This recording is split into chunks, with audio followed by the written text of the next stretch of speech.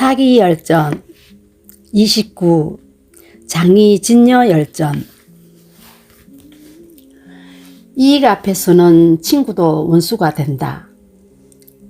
장하는 군대를 이끌고 한단에 이르러 그곳 백성을 모두 한해로 옮기고 성곽을 평지로 만들어 버렸다. 장의는 조나라 왕 헐과 함께 달아나 거록성으로 들어갔지만 왕리에게 포위되었다. 진녀는 북쪽 상산의 병력을 모아 수만 명을 얻어 거록성 북쪽에 진을 쳤다. 장하는 거록성의 남쪽 근원에 진을 치고 강까지 양쪽으로 흙을 쌓아 길을 만들어 왕리에게 군량미를 보내주었다. 왕리의 군대는 군량미가 넉넉해지자 급히 거룩성을 쳤다. 거록성 안에서는 군량미가 거의 바닥나고 병력도 적었다. 장의는 여러 차례 사람을 보내 진녀에게 앞으로 나오기를 요구하였으나 진녀는 병력이 적어서 진나라 군대에 맞설 수 없다고 판단하고 앞으로 나아가지 못하였다. 이렇게 몇 달이 지나자 장의는 몹시 노하여 진녀를 원망하게 되었고 장염과 진택을 진녀에게 보내어 꾸짖었다. 처음에 나는 그대와 목이 달아나도 변치 않을 깊은 교분을 맺었소. 지금 나는 왕과 더불어 아침 저녁으로 죽을 상황에 놓여 있는데 그대는 수만 명의 병사를 가지고도 우리를 도우려 하지 않소. 서로를 위하여 목숨을 버리자던 어리는 어찌 되었소. 진실로 그대에게 신의가 있다면 어찌 진나라 군대로 달려들어 함께 죽으려 하지 않았소. 그렇게 하면 10명에 한두 명은 살아남을 것이요. 그러자 진녀는 이렇게 대답했다. 내가 앞으로 나아가도 끝내는 조나라를 구원하지 못하고 헛되이 군대만 다 잃게 될 것이요. 내가 당신과 함께 죽으려 하지 않는 것은 조나라 왕과 장공을 위하여 진나라의 원수를 갚기 위해서요. 지금 만일 함께 죽는다면 굶주린 호랑이에게 고기를 건네주는 것과 같으니 무슨 이로움이 있겠소. 장염과 진택이 말했다. 일이 이미 급박한데 함께 죽어 신의를 세워야지 어찌 뒷일만 생각하십니까? 진녀가 말했다. 내가 죽는다고 무슨 보탬이 되겠소. 하지만 당신 말에 따르겠소. 그리고 군사 5,000명에게 장염과 진택을 따라 먼저 진나라 군대에 맞서게 하였으나 붙어 싸우자마자 정군이 죽고 말았다. 이때 연 제-초나라는 조나라에게 위급하다는 소식을 듣고 모두 달려와 도왔다. 장호도 북쪽으로 대땅의 군사를 거두어 만여 명을 얻어왔다.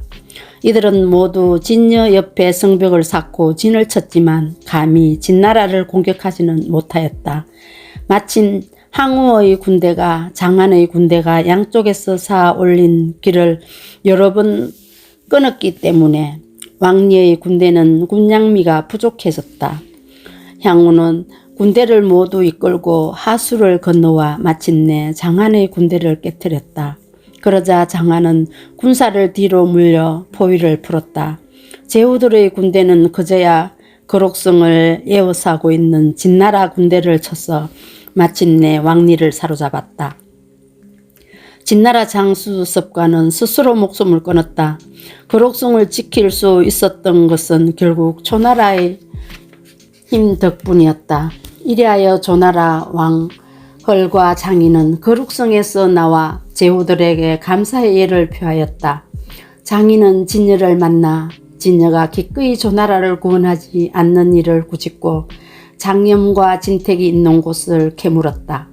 그러자 진녀가 화를 내며 말했다.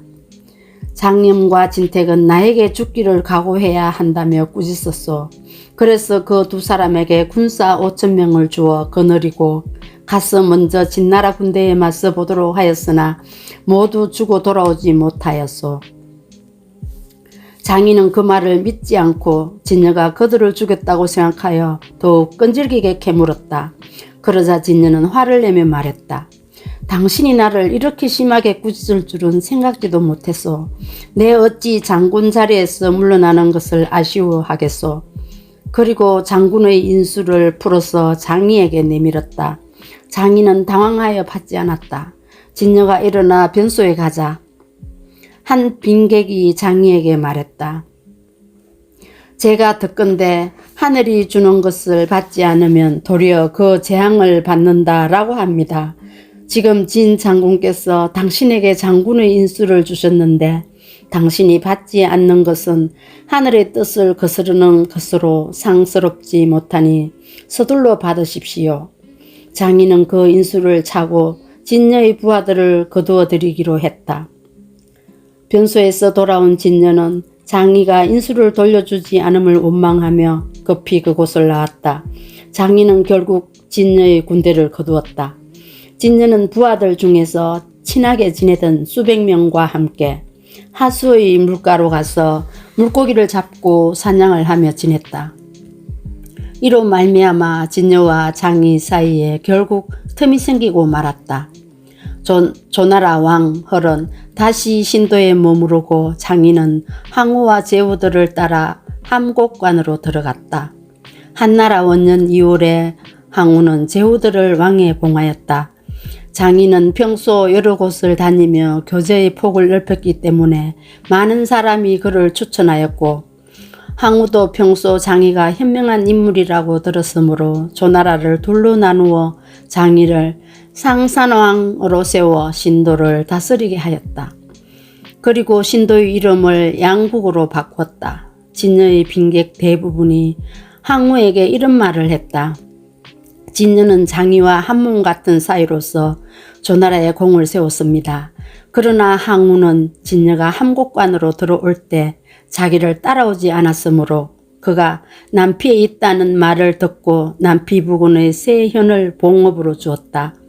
조나라 왕 헐은 대땅의 왕으로 옮겼다. 장이가 자기 본국으로 가자 진녀는 더욱 화를 내며 이렇게 말했다. 장이와 나는 공이 같은데 지금 장이는 왕이 되고 나는 후가 되었다. 이는 항우의 일처리가 공평치 않는 것이다. 제나라 왕 전령이 초나라의 반기를 들려고 하자 진녀는 하여를 보내 전령을 설득하였다.